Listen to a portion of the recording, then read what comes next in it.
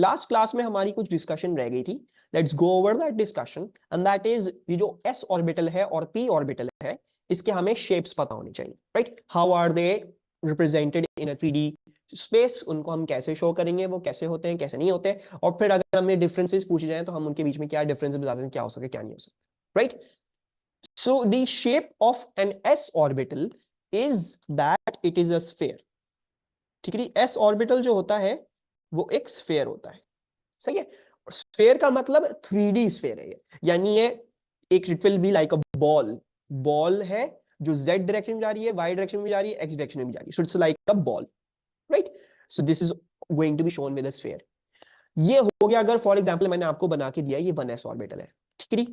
तो 2s अगर हमें बनाना होगा तो 2s is also going to be a sphere like the 1s one, but the thing is 2s is higher in energy than 1s. So what are we going to do? We are going to show it as a bigger ball, कि ये 1s से ज्यादा है energy, right? और अगर मैं आपको बोलूं भाई मुझे 3s बना के दो, तो अगर इनके साथ कंपैरिजन कर रहे हो तो 3s का शेप कैसा होना चाहिए? 3s का सबसे बड़ा स्फीयर होना चाहिए, so it should be the biggest sphere out of all of these, ठीक है? Why? Because it is increasing in energy. है सारे ही स्फीयर्स, सारे ही के सारे ही 3D स्फीयर्स हैं, but the thing is they have to be, if you're showing higher energy they should be shown as larger, ठीक है? सो बेसिकली बस ये है, और तो कुछ नहीं है। So basically from here to here this was higher in energy, right? Similarly over here ये भी higher in energy था, तो इसलिए मैंने बड़ा बनाया, and that is the only reason I do them bigger। अच्छा जी, इसी तरह हमें p ऑर्बिटल के भी शेप्स पता होने चाहिए। p ऑर्बिटल का शेप क्या होता है? नाउ p ऑर्बिटल हमने बोला था 2px 2py 2pz, तीन ऑर्बिटल, उसमें से पहले ऑर्बिटल को 2px बोल लेते हैं, बीच वाले को 2py बोल लेते हैं, तीसरे वाले को 2pz बोल लेते हैं। तो 2px वाला जो ऑर्बिटल होता है that is like an infinity sign that is centred on the x axis, ठीक है? So it is an infinity sign जो x एक्सिस पे सेंटर्ड है, ये होता है हमारा 2px वाला ऑर्बिटल, ठीक है? 2py वाला ऑर्बिटल कैसा होगा? क्योंकि ये दोनों 2p हैं तो इनकी एनर्जी सेम होंगी, राइट? डम्बल शेप या इंफिनिटी साइन बोल लो, whatever you want to call this, I like to call this an infinity sign, या you can say this is a dumbbell, ठीक है? 2py क्या होगा? क्योंकि 2px था तो ये x एक्सिस पे होगा सेंटर्ड, 2py वाला किस एक्सिस पे सेंटर्ड होगा? y एक्सिस पे, और उसकी एनर्जी शुड बी इन, मतलब जो इसका आप साइज बनाओगे that should be equivalent to the 2px वाला साइज, ठीक है? सो 2px ये हो गया 2py। या एक काम करते हैं, for consistency I will just pick this up and इसी को रोटेट कर दो,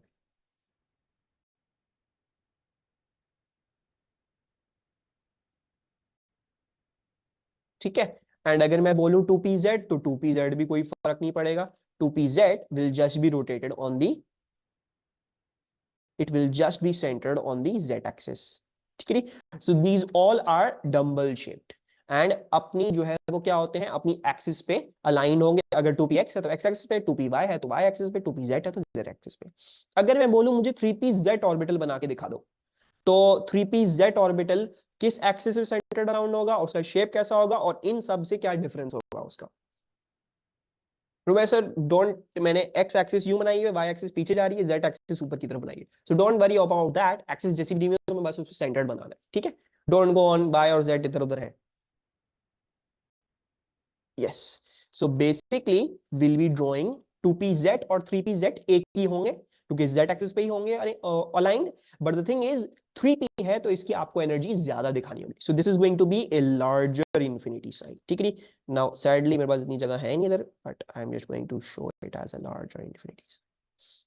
सो विल से ओवर हियर कि यहां से यहां क्या है, this is higher in energy,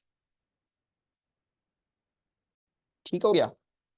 So this is the thing regarding your orbitals. S orbital spheres, higher energy बनाना बस बड़ा करके बना दो। P orbitals dumbbell shape या infinity signs centered on the axis जो उनका सबस्क्रिप्ट रिप्रेजेंट कर रहा है, और अगर हायर एनर्जी है तो बड़ा करके बनाना है, बस दैट्स इट, ठीक है? This is all we need to know regarding the S and P। D वाला ऑर्बिटल हम A2 में सीखेंगे, हमारा अभी इससे कोई ताल्लुक नहीं है। अच्छा, आयनाइजेशन एनर्जीज पे आ गए हम। अब जो हमने जो इतना सारा ये क्वांटम मॉडल और ये सारी जो चीजें पढ़ी हैं, अब इसका सही तरीके से हम लिंक सीखेंगे। आयनाइजेशन एनर्जी के साथ लिंक क्या है, कुछ इसमें ट्रेंड्स, आयनाइजेशन एनर्जीज में यूजुअली बेसिकली हमें ट्रेंड सीखना है। व्हाट आर द ट्रेंड्स, क्या हो रहा है क्या नहीं हो रहा, उन ट्रेंड्स को एक्सप्लेन करना है। And those are also pretty easy, इसमें भी कुछ खास मुश्किल चीजें नहीं है। कोशिश करेंगे कि हम ज्यादा से ज्यादा आज कर लें, जो रहता है फिर इंशाल्लाह फिर वो कल देखेंगे, बट होपफुली जो है वो कोशिश ये करते हैं कि एटलीस्ट सारी जो थ्योरी है तो वो आज कर लेते हैं, ठीक है। अच्छा, आयनाइजेशन एनर्जी क्या होती है? Ionisation energies can be first, second, third, fourth, fifth, six, जितनी भी करनी चाहो, ठीक है। तो फर्स्ट आयनाइजेशन एनर्जी को हम पहले डिस्कस करते हैं स्पेसिफिकली ताकि हमें समझ में आए। तो फर्स्ट आयनाइजेशन एनर्जी क्या होती है?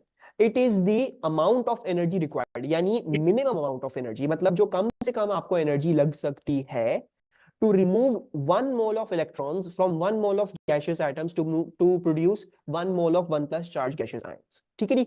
तो इसको डेफिनेशन तो आपने याद कर लेना है और हम अभी इसको लिखेंगे। So if you just know formula क्या है, इक्वेशन कैसी लिखनी है, तो इसको भी याद भी करने का कोई फायदा नहीं होगा। as long as you know what is the equation that I am writing, as long as you remember the equation कैसे लिखनी है, तो इसको भी याद करने का कोई मसला नहीं होगा। So it is the minimum amount of energy required to remove 1 mole of electrons from 1 mole of gaseous atoms to produce 1 mole of 1 plus charged gaseous ions.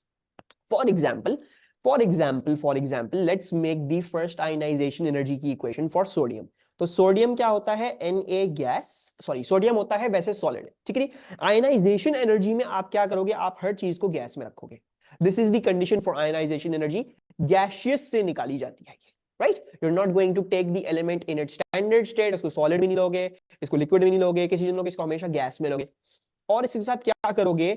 इसके अंदर इतनी एनर्जी प्रोवाइड करोगे, इसको इतनी एनर्जी इसको दोगे कि इसमें से एक इलेक्ट्रॉन बाहर आ जाए और ये क्या बन जाए? ये Na प्लस गैस बन जाए, right. So now the definition will become easier.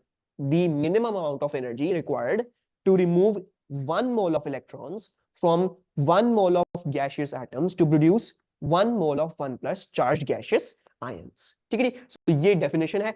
and remember the thing, there is always going to be in gas form और हमेशा एक मोल है, right? so it's 1 mole of electrons, 1 mole of this, 1 mole of that, ठीक है। so if I ask you give me the ionization energy for let's say chlorine, तो chlorine की ionization energy की equation कैसे लिखोगे? और अगर आप इसमें स्टेट सिंबल्स नहीं लिखते हो तो मार्क्स कटेंगे, ठीक है। सो आयनाइजेशन एनर्जी की इक्वेशन जब भी पूछ ले एग्जामिनर, स्टेट सिंबल्स के साथ प्रॉपर्ली हर चीज प्रॉपर करके आपने मुझे देनी है और एग्जामिनर को। So this is easy. Cl ionisation energy है, ठीक है। दूसरी बात क्या है? Cl वैसे एग्जिस्ट करता है इन Cl2। आपको कोई Cl2, आपको कोई O2, N2 कुछ भी नहीं लेना। You don't have to take the element in its standard state, मतलब वो जैसे एग्जिस्ट करता है वैसे नहीं लेना। उस एलिमेंट का एक एटम उठाना है, क्लोरीन का एक एटम उठाओगे, उसको गैसियस फेज में रखोगे, उसमें से एक इलेक्ट्रॉन निकाल दोगे और Cl प्लस गैस बना दोगे। मुझे पता है क्लोरीन में से क्या आयन बनाती है? माइनस आयन बनाती है। बट हमारा कंसर्न क्या है? हम आयनाइजेशन एनर्जी निकाल रहे हैं, हम ये निकाल रहे हैं what is the energy required to remove 1 electron. जब भी एक इलेक्ट्रॉन बाहर निकालोगे तो हमेशा प्लस चार्ज का ही आयन बनेगा। So no nothing, chlorine Cl2 है, क्लोरीन माइनस का चार्ज लेता है, मैग्नीशियम 2 प्लस का चार्ज लेता है, जो भी जैसा भी है, वी डोंट केयर अबाउट वो कैसे होते हैं। Usually we don't care about that. हम एक अनयूजुअल चीज कर रहे हैं, हम कुछ स्टडी करना चाह रहे हैं। So this is the process that is unusual. ये नॉर्मली नहीं होती, हम जानबूझ के खुद कर रहे हैं to study some things regarding your elements and the quantum model and everything, क्योंकि इससे बहुत सारी हकीकतें हमारे सामने आएगी, ठीक है। सो अगर मैं बोलूं भाई मुझे ऑक्सीजन की बना के दे दो, तो once again no O2, no nothing, you just going to get O gas. इसको कन्वर्ट करोगे O प्लस गैस में और इसमें से एक इलेक्ट्रॉन बाहर निकालोगे, ठीक है। सो ये हो गई आपकी first ionization energy. First ionization energy ये है, ठीक है। सेकेंड आयनाइजेशन एनर्जी क्या है? सेकेंड आयनाइजेशन एनर्जी ये कहती है कि भाई अब O प्लस गैस को लो और इसको O2 प्लस गैस बना, right? So it's exactly the same as first ionization energy, but instead of this time neutral से 1 प्लस बनाना, इसमें क्या है? इसमें 1 प्लस से 2 प्लस बनाना, ठीक है। So once again let's write at the equation and then definition उसी तरीके से हम मेमोराइज कर लेते हैं।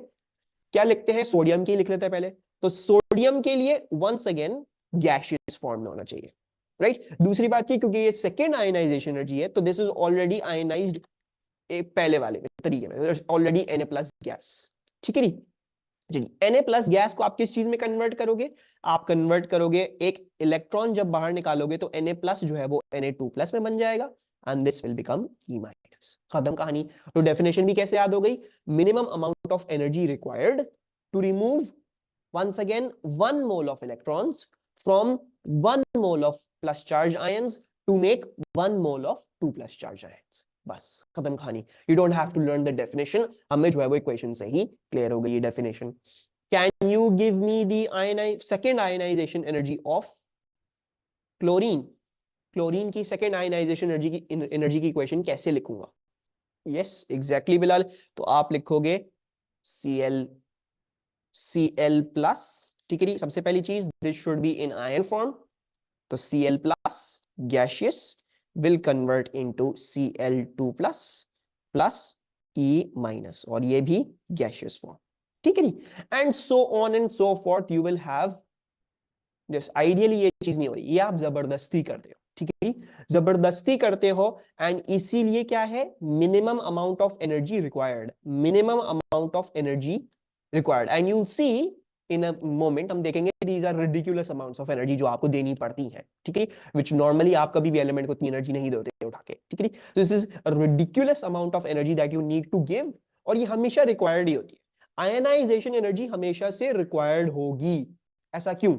ऐसा इसलिए बिकॉज एटम है, उसका न्यूक्लियस उसके इलेक्ट्रॉन्स को अट्रैक्ट कर रहा है। राइट, इलेक्ट्रॉन्स माइनस है, न्यूक्लियस पॉजिटिव चार्ज है, तो वो तो इलेक्ट्रॉन्स को जब भी तो अट्रैक्ट कर रहा है, जब भी तो इलेक्ट्रॉन्स के इर्द गिर्द घूमते रहते हैं, उसको एस्केप नहीं करते। तो अगर आपको इस इलेक्ट्रॉन को इसकी फील्ड से एस्केप करवाना है, यानी इसको सपोज करो ये एक मैग्नेट है और ये दूसरा मैग्नेट, दोनों एक साथ जुड़े हुए हैं, अट्रैक्ट कर रहे हैं एक दूसरे को, तो अगर आपको इनको तोड़ के अलग करना है, if you want to break them apart, तो क्या करना पड़ेगा? एनर्जी लगानी पड़ेगी। एनर्जी लगा के फिर दो अलग अलग होंगे। Right, so remember this, whenever you're breaking bonds, whenever you're breaking attractions, जब भी आपको दो मैग्नेट्स के बीच में इनको अलग करना है, so you will have to input energy, जोर लगा के अलग करना।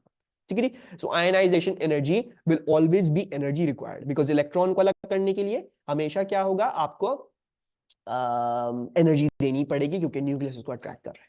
ठीक है जी। और भी चीजें हम सीखेंगे, समझेंगे और पढ़ेंगे, बट और हम देखते हैं। ठीक है जी, बारी बारी डिस्कस करते हैं। अच्छा जी, and so on for further ionization energies. So on से क्या मतलब है? मेरा मतलब ये कि अभी फर्स्ट आपने देख ली, सेकंड आपने देख ली, अब मैं आपको थर्ड फोर्थ फिफ्थ सारी पढ़ाऊंगा नहीं।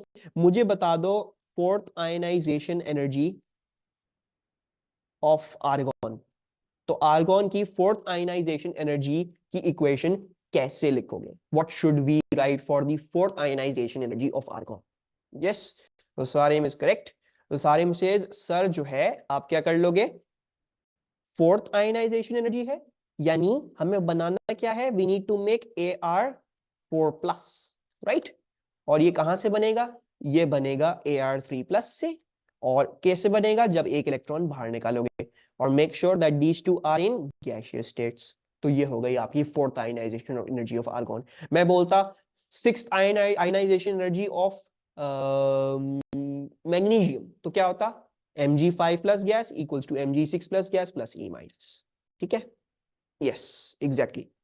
ठीक है, तो ये इस तरीके से है। अच्छा, दूसरी बात हम एक और चीज जरा समझते हैं। क्या समझते हैं? सेकेंड आयनाइजेशन एनर्जी, ये बल्कि हमारे पास अगले पेज पे है, लेट्स गो विद दिस। चलो अब आ जाते हैं कुछ चीजें समझना, और आयनाइजेशन एनर्जी से क्या बातें हमारे सामने आई और क्यों हमें क्वांटम मॉडल डेवलप करना पड़ा। राइट, सो इसमें है आती है असल explanation that you will see why we needed a quantum model, क्योंकि बिकॉज़ बोहर मॉडल फेल कर रहा था। राइट, अच्छा, तो उसके लिए first of all let's discuss the first right. वो क्या है? Successive ionization energies of a single element.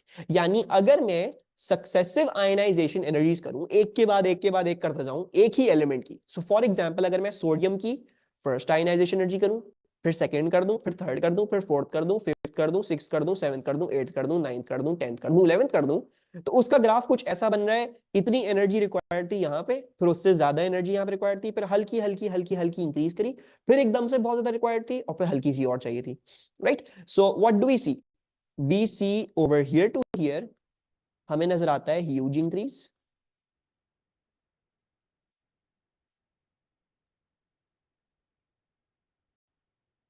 and over here to here as well you see a huge increase.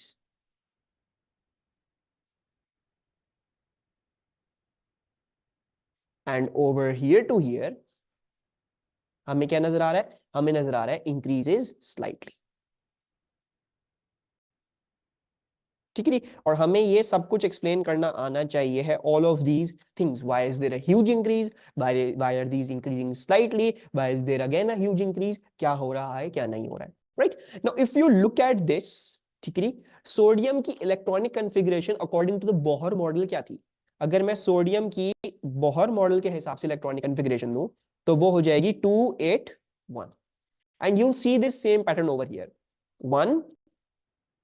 1 के बाद एकदम से बहुत बड़ा जंप आया, फिर क्या हुआ, 8 आयनाइजेशन एनर्जीज हो गई, फिर उसके बाद जब 2 पे जा रहे थे, कॉमा से आगे बढ़ रहे थे, तो फिर एकदम से एक और ह्यूज इंक्रीज आया, ठीक है। एंड लेट्स अंडरस्टैंड दिस, के ह्यूज इंक्रीज क्यों आ रहा है and why is there a slight increase, ठीक है, स्लाइट इंक्रीजेस भी क्यों है, लेट्स आल्सो अंडरस्टैंड दैट। अच्छा, so the successive ionization energies prove the Bohr model ही, वो कहती है बोहर मॉडल ठीक है, सक्सेसिव आयनाइजेशन एनर्जीज वो कैसे कहती हैं, हम सबको पता है सोडियम का इलेक्ट्रॉनिक कॉन्फ़िगरेशन अगर मैं बोहर मॉडल के हिसाब से बनाऊंगा तो इसका हम ऐसा बनाएंगे structure, right.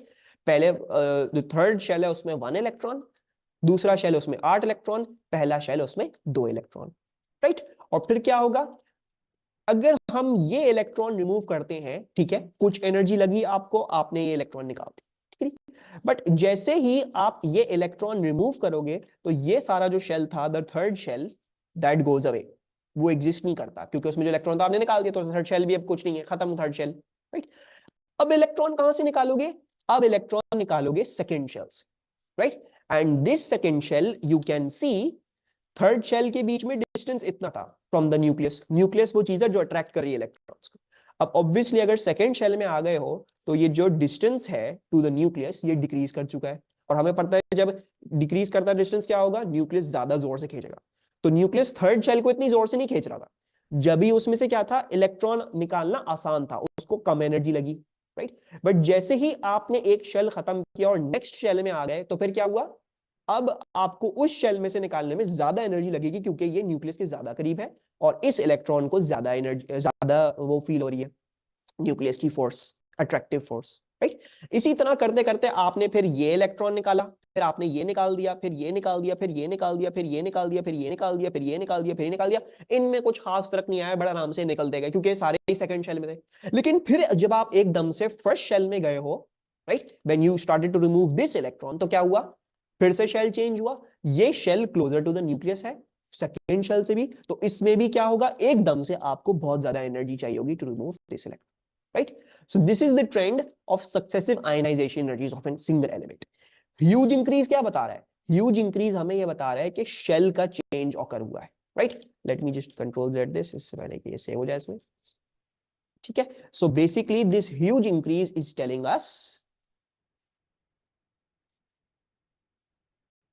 change of shell. और अगर मैं इसको और तरीके से लिखना चाहूं तो क्या लिखूंगा, इलेक्ट्रॉन being removed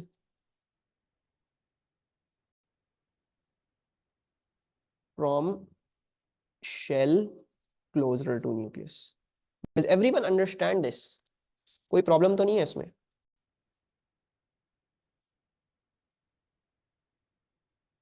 ठीक है। Anyone has any issues? ठीक है। अच्छा, और एक और चीज हमें समझ में आनी चाहिए, क्या चीज, why is there a slight increase, ये 8 में इंक्रीज क्यों आ रहा है, और दूसरी बात स्लाइट इंक्रीज क्यों आ रहा है, इसको भी समझ लेते हैं, right. So let's understand this is well. अच्छा, जब आप सोडियम की फर्स्ट आयनाइजेशन एनर्जी करोगे तो सोडियम के साथ क्या होगा, सोडियम Na से Na प्लस गैस बन जाएगा, राइट। जब आप Na प्लस गैस से उसको दोबारा से सेकंड आयनाइजेशन एनर्जी के थ्रू लेके जाओगे तो वो Na2 प्लस गैस बन जाएगा, and this is over here our explanation. Explanation क्या है, पहला वाला न्यूट्रल एटम था, फर्स्ट आयनाइजेशन एनर्जी करने के बाद क्या बन गया, वो एक 1+ चार्ज्ड आयन बन गया, राइट। और हमें क्या पता है, प्लस वाली चीजें माइनस वाली चीजों को अट्रैक्ट करती हैं, राइट। तो अब अगर इसमें से इलेक्ट्रॉन निकालने की कोशिश करोगे तो थोड़ी सी ज्यादा एनर्जी लगेगी, क्योंकि ये प्लस हो गया है अब, तो ये इलेक्ट्रॉन को अब ज्यादा जोर से अट्रैक्ट कर रहा है। सिमिलरली ओवर हियर अगर आपने इसको और मजीद प्लस कर दिया, आपने इसको अगर 2 प्लस कर दिया, तो अब इसमें से इलेक्ट्रॉन निकालते हुए आपको और एनर्जी लगेगी। क्यों? Because positive species negative species को अट्रैक्ट करती है। तो आप जैसे जैसे उस पर चार्ज बढ़ाते जा रहे हो, उसको मोर पॉजिटिव करते जा रहे हो, तो वैसे वैसे आपके लिए मुश्किल होता जाना चाहिए है एक इलेक्ट्रॉन रिमूव करना, बिकॉज वैसे वैसे आपकी अट्रैक्शन बढ़ती रहेगी, right? But let's try to get into more details, और अच्छे हम रीजंस निकालने की कोशिश करते हैं और हम एक्सप्लेनेशंस देने की कोशिश करते हैं, right? Because this can typically come as a 2 mark question और 3 मार्क क्वेश्चन। तो एक तो हो गया कि आपका चार्ज बढ़ रहा है, प्लस चार्ज बढ़ रहा है, और पॉजिटिव स्पीशी नेगेटिव स्पीशी को अट्रैक्ट करती है, राइट? और क्या हम बोल सकते हैं? वी कैन से सोडियम में क्या होते हैं, कितने इलेक्ट्रॉन होते हैं? 11, सॉरी, सोडियम में 11 प्रोटॉन होते हैं ओरिजिनली, राइट? और इसमें 11 इलेक्ट्रॉन होंगे, राइट? जब आपने फर्स्ट आयनाइजेशन एनर्जी की थी, एक इलेक्ट्रॉन तो आपने निकाल दिया, तो फिर कितने इलेक्ट्रॉन रह गए? 10 इलेक्ट्रॉन्स, राइट? और Na प्लस, लेकिन ये अभी भी इसमें 11 ही प्रोटॉन होंगे।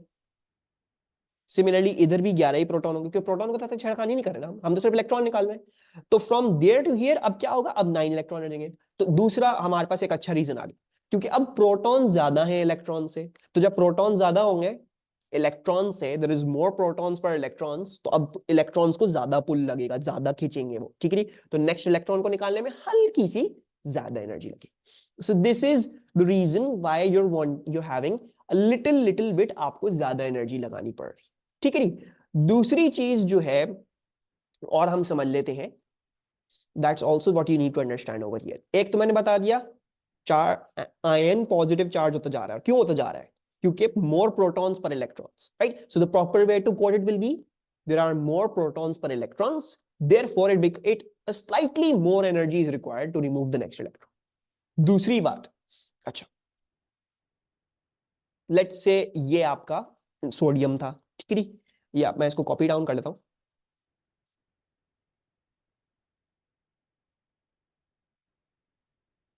ठीक है, ये सोडियम था, आपने फर्स्ट आयनाइजेशन एनर्जी कर दी। फर्स्ट आयनाइजेशन एनर्जी करने के बाद एकदम से बड़ा ड्रॉप आएगा, क्योंकि आप सेकंड शेल में आ गए हो, ठीक है?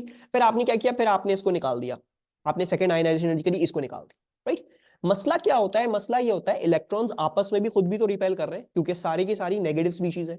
So all of these electrons are actually repelling each other भी, जिसकी वजह से ये एक दूसरे को दूर धकेलते हैं। तो एटम का जो रेडियस होता है वो बढ़ जाता है, उसका जो साइज होता है वो बढ़ जाता है, राइट? बट आप अगर ये करना शुरू कर दो कि आप इलेक्ट्रॉन्स एक एक करके बाहर निकालते जाओ, जैसे मैंने एक इलेक्ट्रॉन बाहर निकाल दिया, तो क्या होगा? एकदम से ये जो आपका शेल है ये छोटा हो जाएगा। क्यों? बिकॉज अब इलेक्ट्रॉन्स कम हो गए हैं, तो रिपल्जन कम होगी, राइट? तो इलेक्ट्रॉन्स क्या हो जाएंगे? थोड़े से करीब आ जाएंगे, राइट?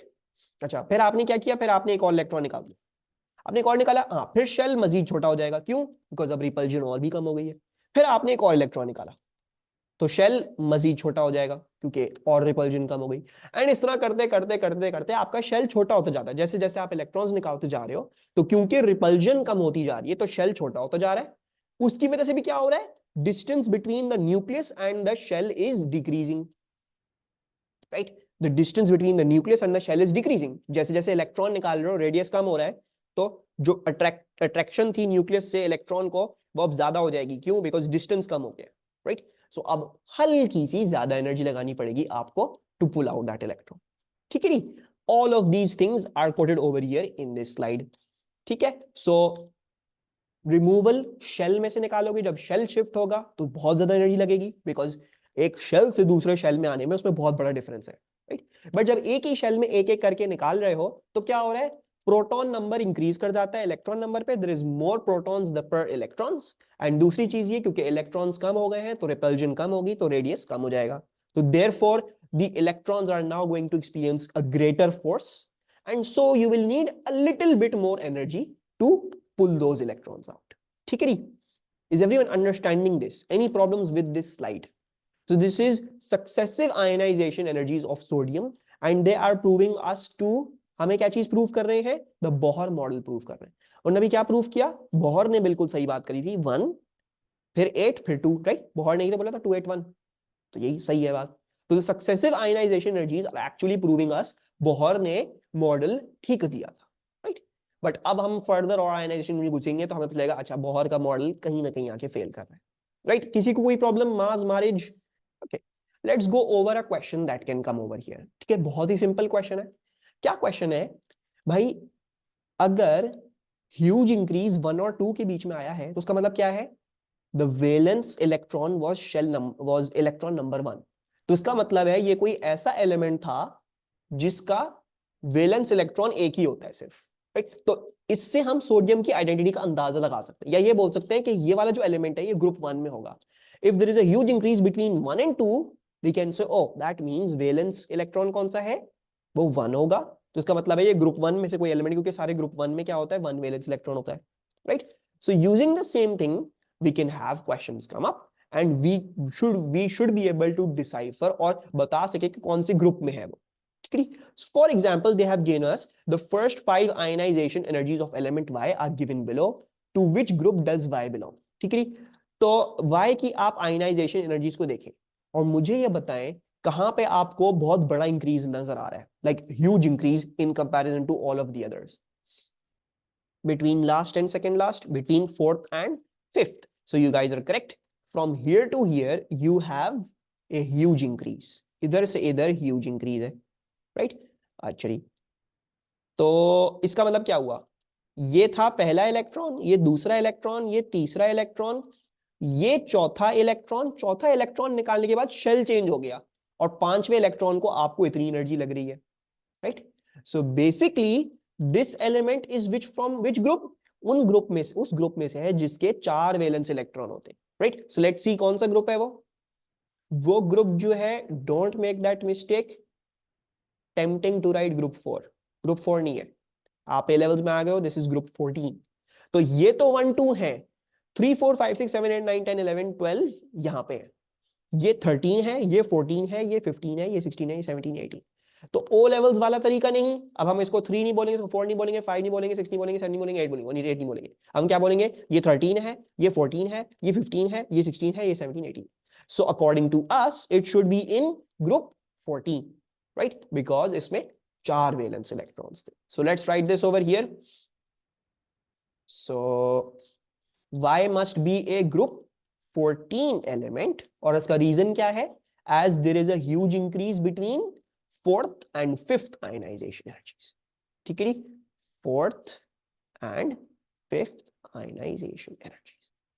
So ऐसे क्वेश्चंस आपके पास आ सकते हैं, बड़े सिंपल होते हैं, ठीक है? So just a password question for you, ठीक है? Element A is in the P block, सही है? पीरियोडिक टेबल आपके पास होगा, P block में है ये। The graph shows the successive ionization energies for the removal of first 10 electrons of A. State and explain the group of the periodic table that element A belongs to. तो कौन सा group आपको लग रहा है इस एलिमेंट A का?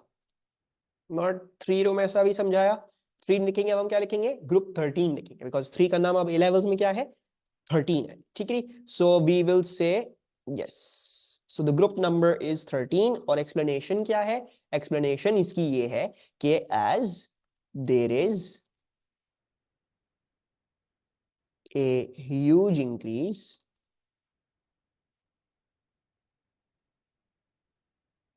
Between पूरा लिखे वरना काट लेगा, बिटवीन कौन सी? Third and fourth ionization, third and fourth ionization energy,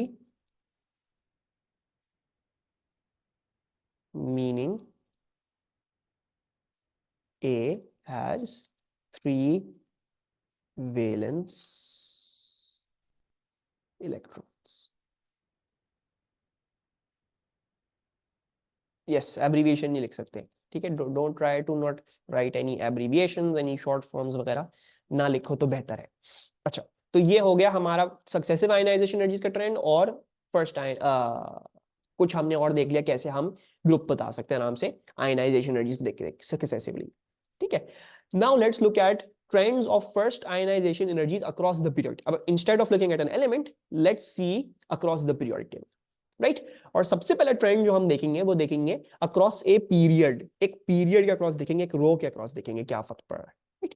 So if you look at across a period, so we see something very like मतलब एक कह लो कि जनरल एक चीज हो रही है एक पीरियड के cross. Hydrogen to helium is one period, right? So हमें नजर आ रहा है कि यहाँ पे तो इंक्रीज आ रहा है, ठीक है। अच्छा, if you look at over here, lithium to neon is another period and we see it is also generally increasing. हाँ, बीच में अनोमलीज आ रही हैं, कहीं कहीं डिक्रीज कर रहा है बीच में, लेकिन अगर जनरल बात करें तो जनरली इंक्रीज कर रहा है, right? Similarly with sodium till argon क्या हो रहा है? जनरली इंक्रीज आ रहा है। सो अक्रॉस अ पीरियड क्या हो रहा है? First ionization energy generally increases. You should learn this. First ionization energy across a period generally increases, ठीक है। और अब हमें क्या करना है? अब हमें इसमें जो है वो तो क्या कहते हैं, we need to write the explanations down, और उसको हमें देखना है कि क्यों भाई, क्यों जनरली इंक्रीज कर रहा है, ठीक है। So this is generally increasing, ठीक है। अच्छा, now to explain this we need to always write about three things, ठीक है। हमें तीन चीजों के बारे में हमेशा से अपनी बात बिल्कुल क्लियर होनी चाहिए। हम तीन चीजों को मेंशन करेंगे। तीन चीजें कौन सी? Nuclear charge, shielding, atomic radius, ठीक है। इन तीनों को अगर आपने मेंशन नहीं किया तो आपको पूरे मार्क्स नहीं मिलेंगे। आपके आंसर में न्यूक्लियर चार्ज भी आना चाहिए, आपके आंसर में शील्डिंग भी आनी चाहिए, और आपके आंसर में एटॉमिक रेडियस भी आना चाहिए, ठीक है। अब न्यूक्लियर चार्ज तो आप लोगों को क्लियर होगा, कितना उस न्यूक्लियस का चार्ज है, कितने उसमें प्रोटॉन है, राइट? एटॉमिक रेडियस भी होपफुली क्लियर होगा। एटॉमिक रेडियस का मतलब रेडियस ऑफ द एटम, खत्म कहानी, राइट? शील्डिंग, शील्डिंग को थोड़ा समझ ले, शील्डिंग क्या होती है, ठीक है। तो शील्डिंग जो है कुछ भी नहीं होती, इट्स एक्चुअली क्वाइट सिंपल, ठीक है, but you need to be able to wrap your head around this, ठीक है, ताकि एक चीज हमें समझ में आए। सो फॉर एग्जाम्पल मैं आपको बोलता हूं यार, let's say let's just take a smaller atom. I'll take lithium and I'll take beryllium, ठीक है। सो lithium क्या होता है? lithium में होते हैं आई बिलीव 3 प्रोटॉन्स 4 न्यूट्रॉन्स, और पहले वाले शेल में इसके क्या होंगे? इसके होंगे 2 इलेक्ट्रॉन, और तीसरे वाले शेल, ओ सॉरी, दूसरे वाले शेल में कितने हो जाएंगे? दूसरे वाले शेल में एक ही इलेक्ट्रॉन होता है, क्योंकि 3 इलेक्ट्रॉन होते हैं इसके, ठीक है। ये कौन सा है? ये है लीथियम, ठीक है।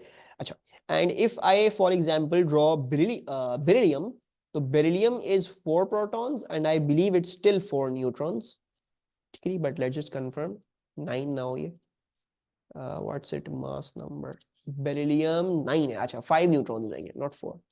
सो let's write that down, 5 neutrons and not 4, ठीक है। बहरहाल ये नहीं पता होना चाहिए, 4 प्रोटॉन्स 5 न्यूट्रॉन्स, ये तो हमें ओ लेवल से पता ही होते हैं, but that's not the main concern over here, जो एक्सप्लेनेशन का part, not of the nucleus, we are not concerned about the nucleus, ठीक है। तो ये भी, इसमें भी 2 इलेक्ट्रॉन है अंदर, एंड देन बाहर कितने हो जाएंगे?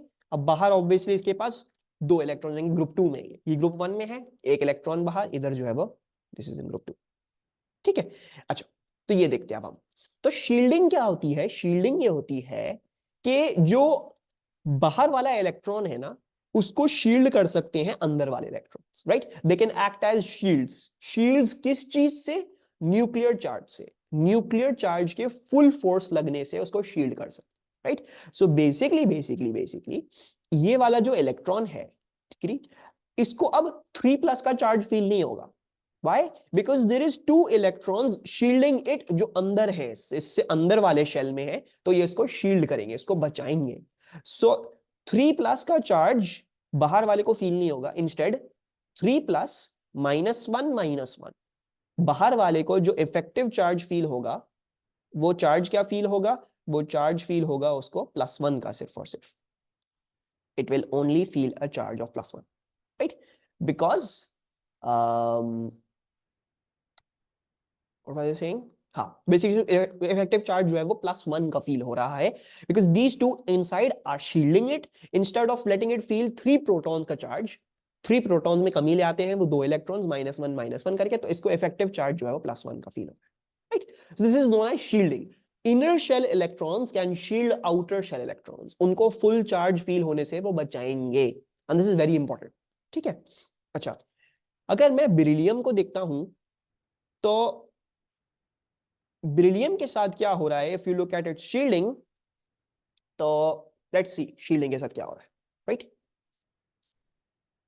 अभी भी अंदर की तरफ 2 इलेक्ट्रॉन है, 4 प्रोटॉन है, राइट? तो मसला क्या है, अब 4 प्रोटॉन है और अंदर 2 ही इलेक्ट्रॉन है, तो शील्डिंग कितनी हो जाएगी, -2 की ही शील्डिंग हो सकती है, ज्यादा नहीं हो सकती, बिकॉज इनर इलेक्ट्रॉन्स आर 2 ही। सो वो भी -2 करेंगे, 4 - 2 +2 हो जाएगा। यानी इन दोनों को, जो ये बाहर हैं, इनको इफेक्टिव चार्ज क्या फील होगा, इनको इफेक्टिव चार्ज +2 फील होगा, राइट, क्योंकि 4 प्लस का चार्ज -1 करके +2 रह गया, तो बाहर वालों को +2 फील होगा, राइट। सो बेसिकली हमें टेक अवे क्या करना है कि एक अक्रॉस अ पीरियड क्या हो रहा है, लिथियम टू बेरिलियम जाते हुए फर्क क्या पड़ रहा है शील्डिंग में। तो शील्डिंग में आपका कोई फर्क नहीं पड़ रहा है, when you are going across a period the shielding is remaining constant. Inside वाले इलेक्ट्रॉन्स 2 ही रह रहे हैं, चाहे आप लिथियम को देखो, चाहे आप बेरिलियम को देखो, चाहे आप बोरॉन को देखो, चाहे आप कार्बन को देखो, नाइट्रोजन को देखो, ऑक्सीजन को देखो, फ्लोरीन को देखो, नियोन को देखो, ये सारे क्या हैं, 2 शेल वाले एलिमेंट्स हैं।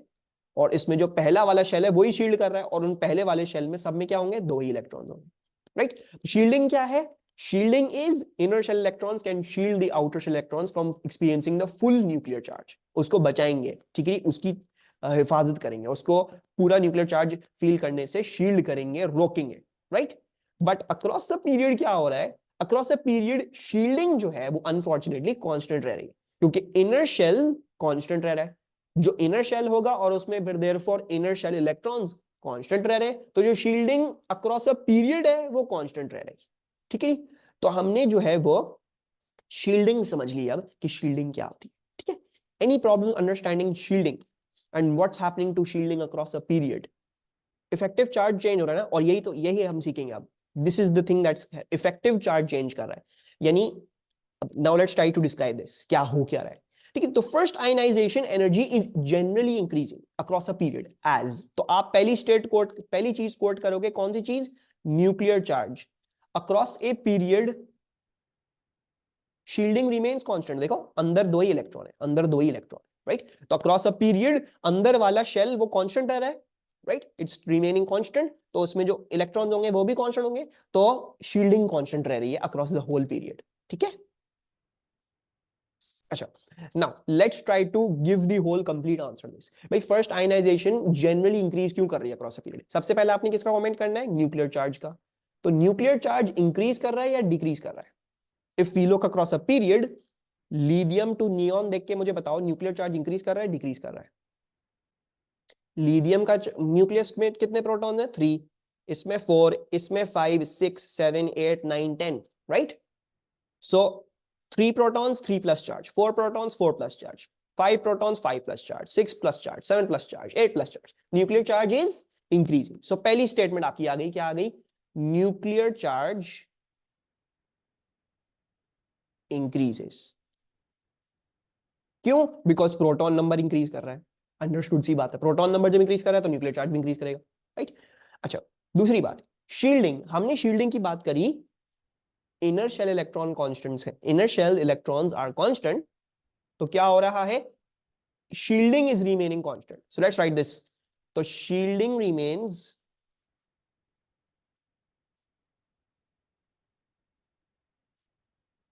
approximately constant, right? तो basically shielding by inner shell electrons remains constant. तकरीबन constant ही, क्योंकि अंदर वाला शेल में इलेक्ट्रॉन्स ऐड नहीं हो रहे when you're going across a period. बाहर वाले शेल में वैलेंस इलेक्ट्रॉन्स बढ़ रहे हैं जब आप पीरियड के क्रॉस जा रहे हो, अंदर वाला शेल वही कांस्टेंट रह रहा है। So we written the two things. Last चीज किसके ऊपर बात करनी है, एटॉमिक रेडियस के ऊपर। तो अब एटॉमिक रेडियस के ऊपर बात करते हैं। न्यूक्लियर चार्ज इंक्रीज कर रहा है, शील्डिंग कांस्टेंट रह रही है, राइट। हमने देखा लिथियम के वैलेंस इलेक्ट्रॉन को +1 का चार्ज फील हुआ है, बेरिलियम के वैलेंस इलेक्ट्रॉन को +2, बोरॉन के +3, कार्बन के +4, नाइट्रोजन के +5, बढ़ता जाएगा इफेक्टिव चार्ज, क्योंकि इनर शील्डिंग कुछ भी नहीं कर पा रही, न्यूक्लियर चार्ज बढ़ रहा है, इनर शील्डिंग कांस्टेंट रह रही है, कोई फर्क नहीं ला रही, वो कोई काट नहीं पा रही उस चेंज को। तो क्या होगा, क्योंकि from over here to here the effective charge increased, तो बाहर वाले इलेक्ट्रॉन्स को ज्यादा पुल लग रहा है, इधर सिर्फ +1 था, इधर +2 है, दोनों +2 से खींच रहे हैं, नेक्स्ट वाले में तीनों +3 से खींचेंगे, नेक्स्ट वाले में चारों के चारों +4 से खींचेंगे, राइट। सो बेसिकली क्या होगा, जब खींचेंगे तो अंदर आ जाएंगे, रेडियस कम हो जाएगा। So basically nuclear charge increases, shielding remains approximately constant. So क्या होता है, valence electrons experience a stronger effective charge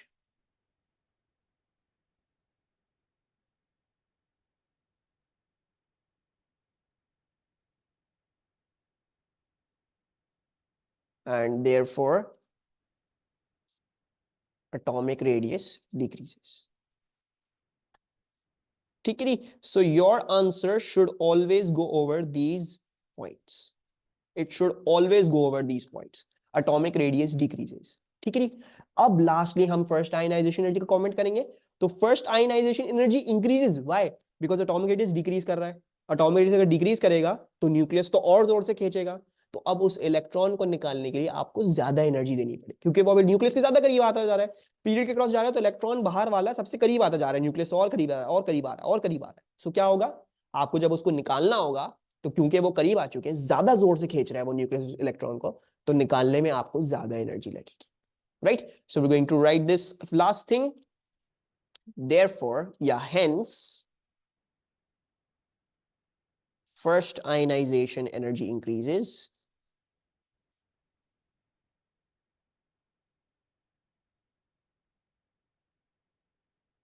as more energy is required to remove an electron. I know मैं थोड़ा सा टाइम ओवर ले लिया है, बट ये है पूरी complete explanation for the general increase of ionization energy across periodic table. आपको ये तीन बातें अब जहन नशीन करनी है. हम बहुत दफा इन्हीं को इस्तेमाल करेंगे. कल की पूरी क्लास में हम इन्हीं तीनों को बार बार इस्तेमाल करेंगे. आगे पूरे कोर्स में हम बार बार इन तीनों पर जाके वापस बात करेंगे. So remember this, nuclear charge, shielding, और कौन सी चीज, एटॉमिक रेडियस. और पीरियड के अक्रॉस मैंने आपको बता दिया, nuclear charge increasing, shielding remains constant. Nuclear charge increase कर रहा है, शील्डिंग अगर कांस्टेंट रह रही है, शील्डिंग कुछ फर्क नहीं ला पा रही, तो क्या होगा, वैलेंस वाले इलेक्ट्रॉन्स को ज्यादा पुल फील होगा, तो रेडियस कम हो जाएगा. रेडियस कम होने की वजह से अब अगर आपको इलेक्ट्रॉन निकालना भी है तो ज्यादा एनर्जी लगानी पड़ेगी, क्योंकि उनका डिस्टेंस कम हो चुका है टू द न्यूक्लियस. ठीक है? Is everyone understanding this? कोई प्रॉब्लम है, कोई कंफ्यूजन है, कोई चीज है तो लेट मी नो.